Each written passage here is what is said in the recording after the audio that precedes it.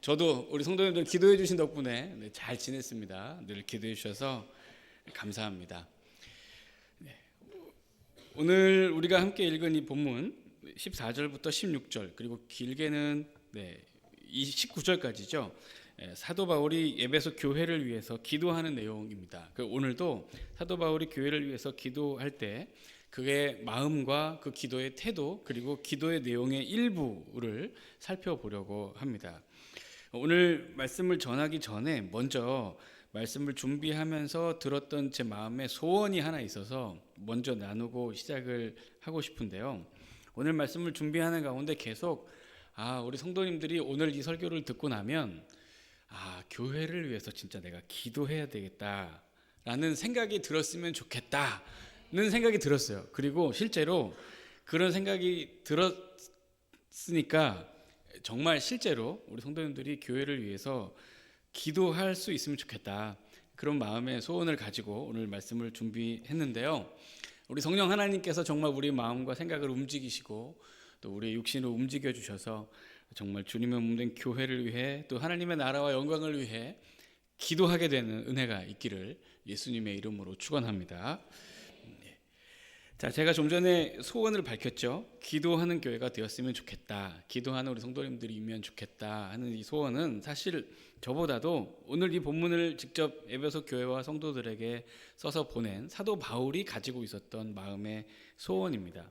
그리고 그 마음의 소원을 담아서 그 성도들과 교회를 위해서 기도하고 있는 내용이 오늘 본문에 기록이 되어 있습니다. 지금 그 마음의 소원을 가지고 교회와 성도들을 위해서 기도하고 있는 사도 바울은 감옥에 갇혀 있습니다. 그의 두 손은 쇠사슬에 결박당해 있고 어쩌면 그의 두 발도 쇠사슬에 매여 있는지도 모르겠습니다. 몇 평 되지도 않는 아주 좁고 어두운 공간에 그는 매여 있지만 그는 아무것도 할 수 없는 모든 자유와 권리를 박탈당한 채 있지만 그는 여전히 가장 위대한 일을 계속하고 있습니다.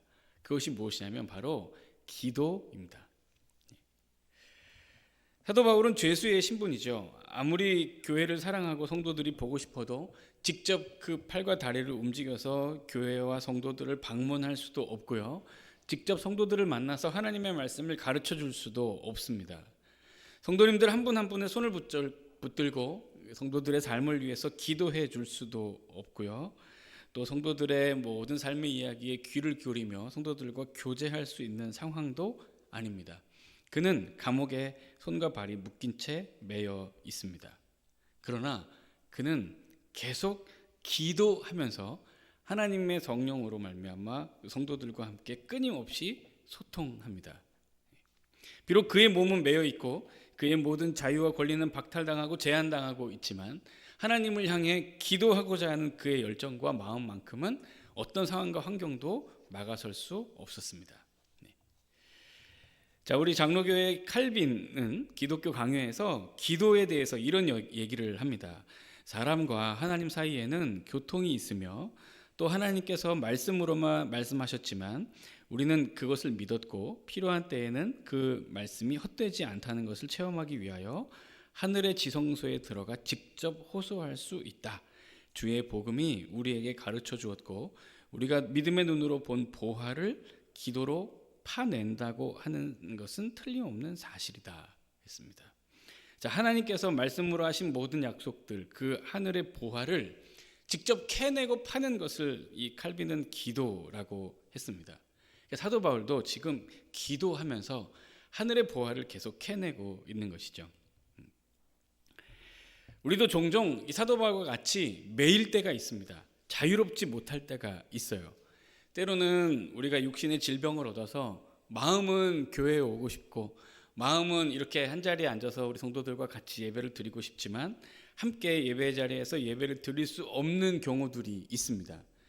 때로는 너무너무 분주하고 바쁜 일상에 쫓겨서 온전히 하나님을 예배하지 못할 때도 있고요. 믿음의 공동체와 더불어서 함께 예배드리지 못할 때도 있습니다. 그러나 우리가 분주하든지 아니면 자유롭든지 교회에 올 수 있는 형편이 되든지 되지 못하든지 상관없이 우리가 늘 할 수 있는 것이 있습니다. 그것이 무엇이냐면 바로 기도입니다. 사랑하는 성도 여러분, 기도는 우리가 언제나 할 수 있는 일입니다. 그래서 여러분들에게 부탁드리고 싶은 게 있는데요, 늘 기도해 주시기를 바랍니다. 가끔씩 우리 성도님들과 이렇게 전화 통화할 일이 있어요. 그래서 특별히 이제 우리 어르신들하고 전화를 좀 하다가 우리 어르신들이 목사님 미안합니다. 내가 이제 나이도 들고 몸도 아프고 해서 내가 교회를 많이 못 갑니다. 이것저것 뭐 봉사도 아무것도 못 하고 그냥 죄송합니다. 막 이런 얘기를 하시는 경우들이 간혹 있어요. 그러고 나면 그분이 꼭 그래도 뒤에 뭐라고 말씀하시냐면, 그래도 목사님 제가 교회는 못 가도 봉사는 못 해도 기도는 많이 합니다. 이런 이야기를 하세요. 그러면 그 얘기를 들을 때 제 마음이 얼마나 감사하고 힘이 되는지 모릅니다. 그러면 됐죠. 필요한 일은 뭐 젊은 제가 하면 되고, 또 건강한 분들이 또 맡아서 더 하면 되니까 아무 문제 없죠.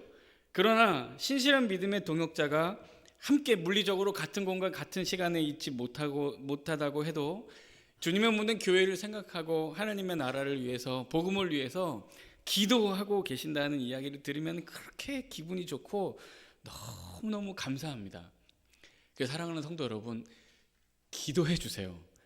어디 있든지 무엇을 하든지, 교회에 올 수 있는 환경이든지 올 수 없는 환경이든지, 여러분들이 아프시든지 건강하시든지, 너무 바빠서 예배를 드릴 수 있든지 없든지 상관없이 여러분들이 있는 모든 삶의 자리에서, 모든 시간, 모든 공간에서 계속 우리 하나님을 생각하고 주님의 몸된 교회를 생각하면서 기도해 주시기를 바랍니다. 사도 바울도 지금 감옥에 갇혀서 아무것도 못하잖아요. 설교를 할 수도 없고 말씀을 가르칠 수도 없고 신방을 하며 손붙잡고 기도해 줄 수도 없지만 그는 감옥에서 기도합니다. 하나님, 에베소서 교회 성도들과 교회를 강건하게 해주십시오. 하나님, 저 교회와 성도들을 하나님의 은혜 가운데 붙들어 주십시오 하고 기도합니다. 자신은 아무것도 할 수 없지만 모든 공간, 모든 시간을 초월해서 역사하실 수 있는 하나님이 친히 사랑하시는 그 몸된 교회와 성도들을 담당하시도록 하나님을 끊임없이 일하시게 만듭니다. 계속 사도 바울이 기도합니다. 매여서도 기도합니다. 그러니까 사랑하는 우리 성도 여러분, 기도 많이 해주시길 바랍니다. 권면이자 부탁입니다. 기도를 많이 해주시기를 부탁드립니다. 아울러서 우리 교회뿐만 아니라 이 성남을 위해서도 기도해 주시고, 이 성남 땅에 더불어 사는 이웃들도 다 예수 믿도록 기도해 주시고, 이 시대를 같이 사는 모든 사람들도 다 예수 믿게 기도해 주시고, 하나님이 세우신 이 땅에 대한민국의 모든 한국교회들도 하나님의 은혜 가운데 강건히 서도록 기도해 주시고, 아울러서 온 세계와 열방 가운데 하나님이 세우신 주님의 몸된 교회들, 신실한 믿는 제자들의 공동체들을 통해서도 하나님이 영광 받으시도록 여러분 수시로 언제든지 어디서든지 늘 기도해 주시기를 부탁드립니다. 사도 바울은 옥에 매여서 기도합니다. 그리고 그 기도를 드리면서 이 기도를 드리는 자신의 마음이 얼마나 간절한지를 이렇게 표현을 하고 있는데요. 자, 오늘 본문의 14절과 15절을 다시 보면, 이러므로 내가 하늘과 땅에 있는 각 족속에게 이름을 주신 아버지 앞에 무릎을 꿇고 비노니 했습니다. 자, 사도 바울이 지금 기도를 하는데 어떤 자세로 기도를 하고 있다고 하죠? 무릎을 꿇고 기도한다고 합니다. 여러분, 무릎을 꿇고 기도하는 것은 별로 특별한 일이 아니죠. 우리도 종종 무릎 꿇고 기도합니다. 그런데 사실 무릎 꿇는 것이 별거 아닌 게 아니고, 사도 바울이 내가 기도하는데 굳이 무릎 꿇고 기도한다고 얘기하는 것은 특별한 의미가 있기 때문에 그렇습니다. 자, 우리 말씀을 한 구절 볼게요. 누가복음 18장 11절 그리고 13절 같이 보겠습니다. 자, 보시면 바리새인은 그다음 뭐라고 써 있죠? 서서 따로 기도하여 이르되 하나님이여 나는 저 사람들 같지 않음을 감사합니다 하고 기도합니다. 바리새인들이 어떻게 기도한대요? 서서 기도한답니다. 서서. 자, 13절도 보겠습니다. 13절. 세리는 멀리, 그다음 뭐라고 써 있죠? 서서 서서 감히 눈을 들어 하늘을 쳐다보지도 못하고 다만 가슴을 치며 이르되 하나님이여 불쌍히 여기소서 하고 기도합니다. 자, 이게 유대인들의 일반적인 기도의 자세입니다. 바리새인들이나 세리들이나 죄인들이나 하나님 앞에 유대인들은 일반적으로 기도할 때 어떻게 기도했냐면 서서 기도했습니다. 서서 기도하면서 두 손을 이렇게 들고 고개를 들고 하늘을 향해 하나님 앞에 기도하는 거죠. 마치 하늘과 조금이라도 더 가깝게 서서 기도하는 것처럼 그렇게 늘 서서 기도를 했습니다. 무릎을 꿇는 것은 대단히 이례적인 경우입니다. 근데 간혹 성경에 무릎을 꿇고 기도하는 장면들이 나오기는 나오는데, 자, 열왕기상 8장에 보면 솔로몬이 성전을 다 짓고 봉헌하며 기도를 드리면서 무릎을 꿇고 기도하는 장면이 있고요. 그리고 무엇보다 우리 예수님이 누가복음 22장에 보면 주님 이 잔을 내게서 지나가게 해주십시오 라고 간절히 기도하면서 무릎을 꿇고 기도하시는 장면이 나옵니다. 그러니까 무릎을 꿇고 기도하는 것이 결코 보편적인 기도의 자세는 아니에요. 평상시에는 그냥 서서 기도합니다. 그러나 정말 마음이 간절할 때, 진짜 절실히 하나님의 도움을 구할 때, 정말 하나님 앞에 무릎 꿇고 겸손하게 기도하면서 탄원하면서 복종을 표하면서 경배하는 마음을 표할 때, 절대 항복, 절대 주권, 절대 신뢰의 표현으로 무릎을 꿇고 기도하기는 했습니다. 지금 사도 바울이 교회를 위해 그리고 성도들을 위해서 기도를 할 때 무릎을 꿇고 기도했다고 하죠. 그럼 지금 사도 바울은 지금 굉장히 비범한 마음으로 기도를 드리고 있는 겁니다. 그냥 보편적으로 시간이 나서 기도하는 것이 아니고 진짜 생명을 걸고 기도하는 거예요. 하나님이 정말 이루어주지 않으시면 안 되는 기도의 제목으로 여기고 하나님 앞에 간절히 마음을 쏟고 쏟으면서 절대적으로 하나님의 은혜를 간구하면서 하나님 앞에 간절히 기도하는 것입니다. 쇠사슬에 묶인 몸으로 아무것도 할 수 없는 자리에서 하늘의 하나님께서 친히 주님의 몸된 교회와 성도들을 강건하게 하시기를 간절히 바라고 간절히 원하고 간절히 사모하는 열망을 가지고 그 무릎을 꿇고 하나님 앞에 기도하는 것입니다. 사랑하는 성도 여러분, 아까 제가 부탁드렸잖아요. 언제든 어디서든 교회를 위해서 기도해 주시고 이 나라 민족과 모든 나라 모든 민족을 위해서 기도해 달라고, 그렇죠? 네. 하나 더 부탁드리고 싶습니다. 뭘 부탁드리고 싶냐면 기도하실 때 그냥 기도하지 마시고 간절히 기도해 주시기를 부탁드립니다. 아주 절박하게. 네. 여러분, 우리 교회를 위해서, 우리 성도님들 위해서, 여러분들 지금 옆에 앉아 계신 이 귀한 믿음의 동역자들을 위해서 우리 교회가 정말 하나님의 온전한 복음을 증거하는 일에 제대로 쓰임받는 교회가 되기 위해서, 정말 그리스도의 은혜와 십자가의 사랑이 넘치는 교회가 되기 위해서, 우리 한남교회가 진짜 이 성남 땅을 변화시키는 축복의 통로로 온전히 쓰임받기 위해서 정말 애가 닳는 마음으로 간절히 기도해 주시기를 부탁드립니다. 간절하게. 사도 바울은 이 에베소서 곳곳에서 주님의 몸된 교회의 의미를 계속 설명해 왔습니다. 교회는 모든 만물에 충만한 하나님의 모든 충만함이라고 했죠. 모든 만물을 다스리시는 모든 하나님의 계획이 이 교회를 통해 계획되고 실현됩니다. 그리고 이것을 사도 바울은 비밀이라고 표현하기도 했죠. 제가 지난주에도 말씀 나눴습니다.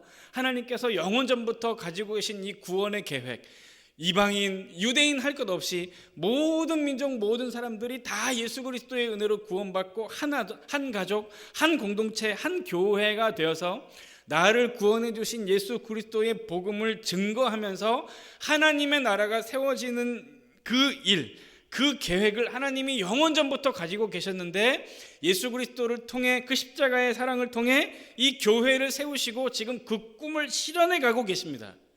그 하나님을 생각하니 이 사도 바울이 너무너무 가슴이 벅차고 그 주님의 몸된 교회와 성도들을 생각하며 기도하니 마음이 애가 닳아서 견딜 수가 없는 것입니다.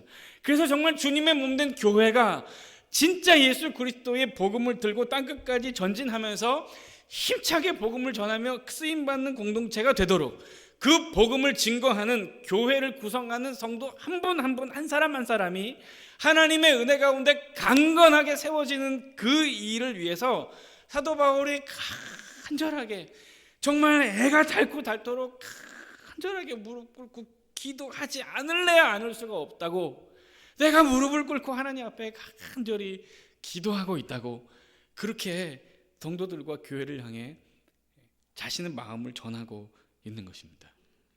그러니 사랑하는 성도 여러분, 기도하실 때마다 여러분들의 가정과 자녀들 개인적인 기도의 제목들, 소원들 놓고 기도하시면서 하여튼 무조건 빼놓지 말고 교회를 위해서 꼭 기도해 주시고, 교회를 위해서 기도하실 때는 진짜 간절히 기도해 주세요. 정말 간절히.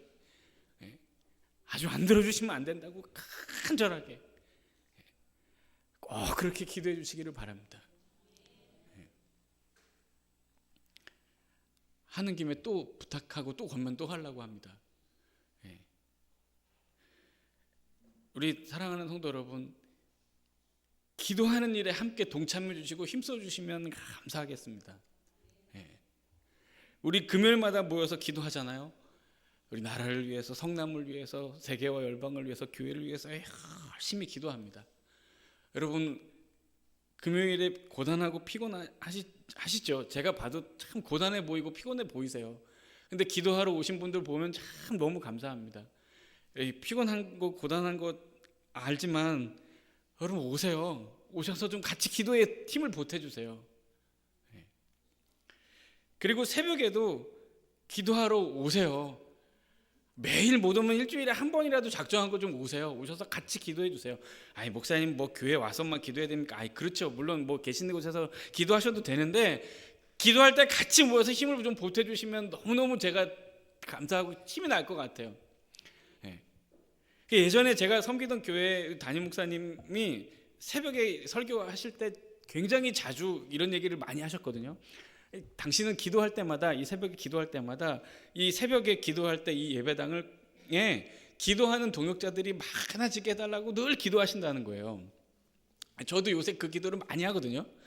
제가 예전에 이제 부목사 때 그 목사님의 설교를 들을 때마다, 아니 지금 이 정도면 나와서 기도하실 수 있는 분들은 다 나와서 기도하시는 것 같고, 이 정도면 많이 나오신 것 같은데 뭐 얼마나 더 많이 와서 기도하실까, 그런 생각을 속으로 했는데, 제가 막상 담임 목사가 되고 보니까 왜 그렇게 기도하셨는지 제가 알겠어요. 이해가 됩니다. 그래서 한때 그런 마음 가진 게 참 죄송하기도 하고, 정말로 얼마나 간절하게 사모되는지 몰라요. 기도하는 성도들로 가득한 교회, 기도의 동역자들이 많은 교회. 아니 목사님 뭐 자꾸 또 이렇게 부담스럽게 기도하러 오라고 합니까? 그러지 마세요. 왜냐하면 가만히 또 생각해 보시면, 그럼 목사가 기도하러 오라고 해야죠. 바쁘시니까 그냥 기도 안 하셔도 되고요. 기도는 제가 할 테니까 그냥 열심히 돈 버세요. 목사가 또 그러면 안 되잖아요. 기도하러 오라고 해야죠. 오셔서 같이 기도하세요. 열심히 기도에 동참해 주시고 함께 기도하면서 주님의 몸된 교회를 잘 세워갔으면 합니다. 간절히 기도하는 일에 동참해 주시기를 간곡히 부탁드리고 권면드립니다. 사도 바울이 그렇게 교회를 향해, 성도를 향해 간절하다고, 정말 절박하다고 그 마음으로 하나님 앞에 무릎 꿇고 기도하고 있다고 성도들에게 먼저 기도하는 자신의 마음을 밝힙니다. 자, 그러면 이제 사도 바울이 에베소 교회와 성도들을 위해서 구체적으로 어떤 내용을 기도하는가, 그 기도의 내용을 오늘 14절을 먼저 한번 살펴보도록 하겠습니다. 나머지는 또 다음 주에 한번 살펴볼게요. 자, 16절을 다시 보면 사도 바울의 기도의 내용입니다. 그의 영광의 풍성함을 따라 그의 성령으로 말미암아 너희 속 사람을 능력으로 강건하게 하시오며 했습니다.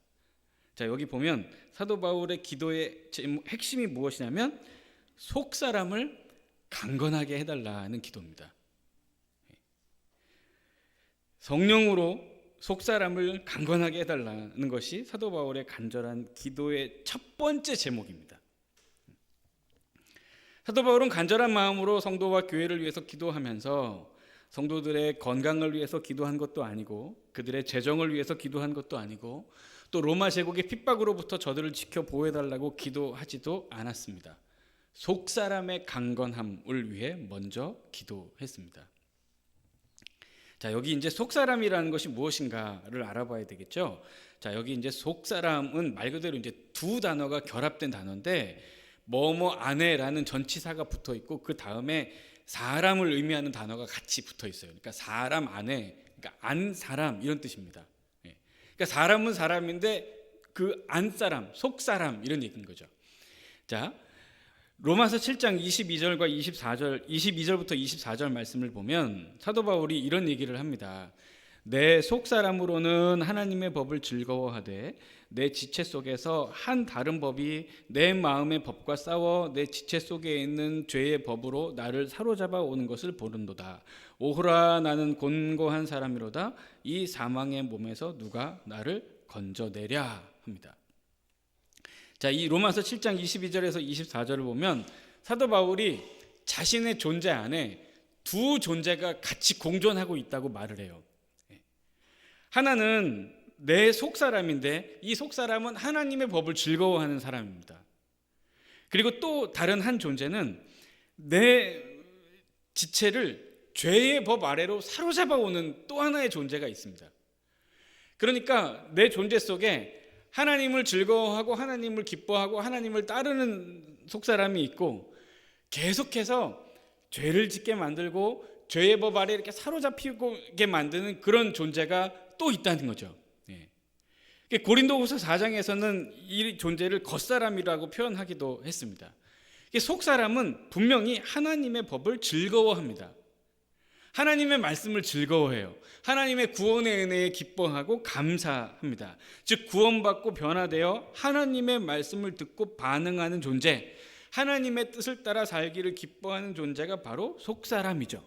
우리가 예수 그리스도의 복음을 처음 들었을 때 성령으로 말미암아 변화되는 새로운 피조물, 그 새로운 존재가 바로 속사람이라고 말할 수 있습니다. 그러니까 사도 바울은 이 구원받은 새로운 피조물인 속사람이 하나님의 은혜 가운데 성령의 능력으로 말미암아 강건해지기를 바란다고 하나님 앞에 간절히 기도하고 있습니다. 우리 육체는 나름의 방어체계, 면역체계를 갖추고 있습니다. 우리 육체 안에도 수많은 좋지 않은 세균들이 있죠. 그리고 얼마든지 외부의 힘에 의해서 좋지 않은 세균에 감염될 수 있는 위험성도 있습니다. 그렇게 좋지 않은 세균이 우리 몸속에 들어오면 우리 육체는 나름대로 저항체계를 갖추고 면역체계를 갖추고 그 나쁜 세균과 병균과 맞서 싸웁니다. 그리고 우리 몸의 건강을 지켜내죠. 그리고 우리가 건강을 유지할 수 있기 위해서 계속 운동하며 땀 흘리면서 독소 같은 것들을 다 배출해내고 또 때로는 직접 약을 먹고 주사를 맞으면서 우리 몸속에 있는 나쁜 세균을 죽이기도 하면서 우리의 건강을 지켜갑니다. 마찬가지 우리는 속사람도 지켜야 합니다. 이 속사람도 상하게 만들고 병들게 만들려는 그런 악한 사단의 권세가 많이 있기 때문에 그렇습니다. 자, 사도 바울이 속사람을 강건하게 해달라고 할 때 이 강건하다라는 이 단어가 군사용어입니다. 어떤 뜻이냐면 병사가 전투를 위해 훈련하다, 무장하다, 강화하다 이런 뜻이에요. 그러니까 이게 이 강건해지는 것은 한 번에 이렇게 확 더딥혀지는 것이 아닙니다. 지속적으로 시간을 두고 점점 순차적으로 진행되는 일이에요. 그러니까 하루가 지나고 시간이 지나면 지날수록 계속 쌓여가는 거죠. 점점 무장해 가는 것입니다. 즉 사도 바울은 하나님의 은혜 가운데 성령의 능력으로 말미암아 하나님을 경외하고 하나님의 말씀을 따라 사는 것을 즐거워하는 우리의 속사람이 점점 우리의 존재 속에서 커져가고 확대돼 가고 더 충만해져 가기를 원한다고 간절히 기도하고 있는 것입니다. 마침내 어디까지냐면 하나님의 말씀을 거부하고 죄의 법 아래로 우리의 육신을 사로잡아 끄는, 우리의 존재를 사로잡아 끄는 모든 패한 겉사람이 우리의 존재 속에서 완전히 걷어내지기까지, 우리의 속사람이 우리의 모든 육신과 정신과 육체와 영혼을 완벽하게 지배하기까지 그 속사람이 강건해지기를 사도 바울은 간절히 기도하고 있는 것입니다.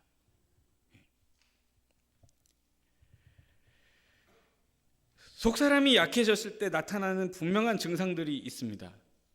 말씀을 듣기는 들어도 귀로 듣지 마음으로 듣지 않습니다.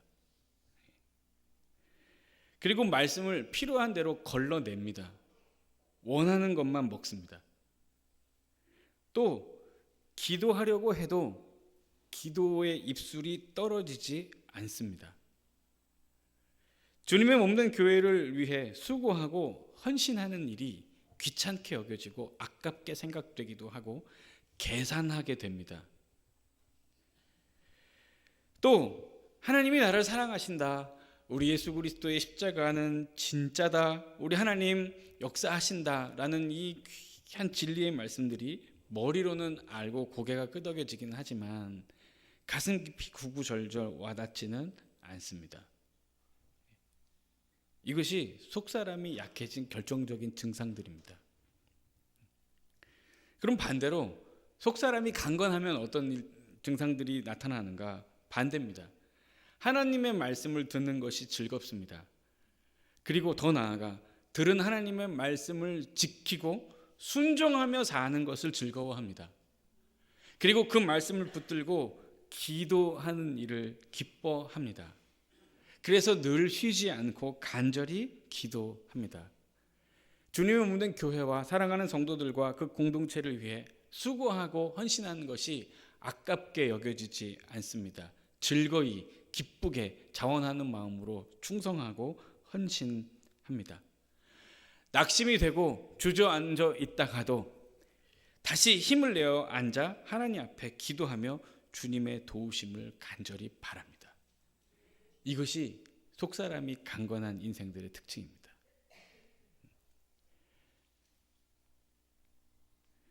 사랑하는 성도 여러분, 속사람은 강건하십니까?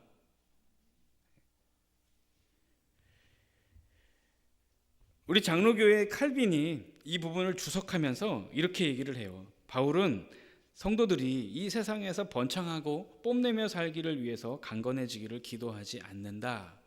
그는 다만 그들이 하나님의 능력으로 강건해지기를 바란다. 하나님 나라에서 그들의 영혼이 존대받기를 원한다. 이렇게 얘기를 했습니다. 그러니까 성도들의 영혼이 강건한 것은 이후에 예수 그리스도께서 재림하시는 날 그 하나님의 심판대 앞에서 어깨를 당당하게 펴고 하나님을 맞을 준비가 된 것입니다. 그리고 하나님이 이끄시는 그 영원한 천국에서 우리가 존귀하게 여김을 받을 수 있는 증거가 되기 때문에 바울은 성도들의 속사람이 강건해지는 일을 위해서 간절히 기도한다는 것입니다.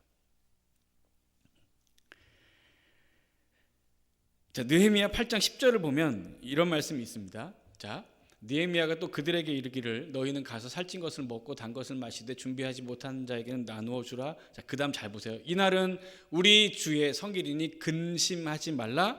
자, 그다음 다 같이 한번 읽어볼까요? 여호와로 인하여 기뻐하는 것이 너희의 힘이니라. 아멘. 자, 느헤미야가 분명히 얘기합니다. 무엇이 우리의 힘과 우리의 능력이라고 이야기하죠? 여호와를 기뻐하는 것, 여호와로 인하여 즐거워하는 것, 그것이 우리의 힘이라고 말합니다. 속사람이 강건해지는 비결은 따로 있지 않습니다. 하나님을 기뻐하고 즐거워하는 것입니다. 날마다 하나님 앞에 주님, 나 같은 사람도 구원해 주셨습니까? 사도 바울이 에베소서에서 계속 이야기했잖아요. 하나님, 나 같은 사람에게 이 귀한 비밀을 일러주신 것입니까? 나 같은 사람에게 이 이방인들에게 복음을 증거할 수 있는 기회와 여건을 허락해 주신 것입니까? 나 같은 사람도 예수 믿어 하나님의 자녀가 된 것입니까? 나 같은 사람이 어떻게 예수 그리스도의 복음을 증거하는 일에 헌신하며 살겠다고 결정하고 작정하고 다짐하고 기도하면서 살 수 있습니까? 어떻게 나 같은 사람도 하나님이 귀하게 여기십니까? 계속 사도 바울은 그 얘기를 에베소 성도들과 나눴죠. 이 마음으로 늘 하나님 앞에 기도하는 것이 곧 여호와를 기뻐하고 즐거워하는 것입니다. 하나님이 내게 주신 구원의 은혜, 하나님이 나에게 주신 구원의 그 감격을 진짜 감사하고 기뻐하면서 하나님 앞에 찬양을 올려드리고 기도하는 것이야말로 여호와를 기뻐하는 것이고, 그 여호와를 기뻐하는 것은 우리의 속사람을 강건하게 할 수 있는 유일한 비결이 되는 것입니다. 그러니까 이 사도 바울이 성도들을 향해서 여러분들의 속사람이 강건해지기를 바랍니다 라고 기도하는 것은, 사랑하는 성도 여러분, 여러분들이 늘 하나님 앞에 기도할 때 주님 구원해 주셔서 감사합니다, 나로 예수 믿는 인생이 되게 해주셔서 감사합니다, 나로 복음을 증거하는 인생으로 불러주셔서 감사합니다, 나와 같은 뜻을 가진, 같은 마음 가진 귀한 믿음의 공동체와 동역자들을 허락해 주셔서 감사합니다, 그 믿음의 공동체와 함께 지금도 힘써 기도하며 충성하며 주를 섬길 수 있게 해주셔서 감사합니다, 늘 끊임없이 기도하며 찬양하며 감사할 수 있게 해달라고, 그런 교회와 그런 성도들이 되게 해달라고 사도 바울은 무릎을 꿇고 간절하게 생명을 걸고 기도하고 있다는 겁니다.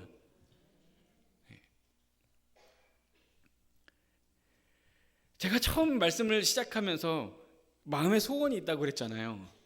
이 설교를 듣고 나면 말씀을 전하는 저는 물론이거니와 우리 듣는 모든 성도님들이 마음속에 그래, 내가 교회를 위해서 기도해야 되겠다 라는 생각이 들었으면 좋겠다고.